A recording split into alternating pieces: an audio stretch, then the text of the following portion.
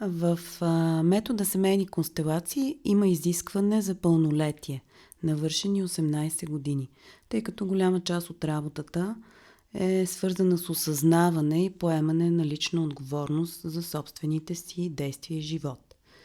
Също не е препоръчително за бременни жени да участват в групи по семейни констелации, тъй като доста често процесът е много интензивен и не е подходящ за уязвимостта на плода и майката в този период. Също така не е препоръчителен за хора, които скоро са преживели травматично преживяване и все още са в шок. За тях е подходяща друг вид ресурсна работа.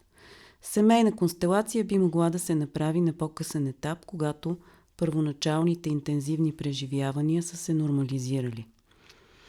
И има изискване за здравословното състояние на поставящия тема. Да не е в критично здравословно, физическо или психическо състояние и на тежко медикаментозно лечение. Тогава има вариант негов близък да постави тема от негово име.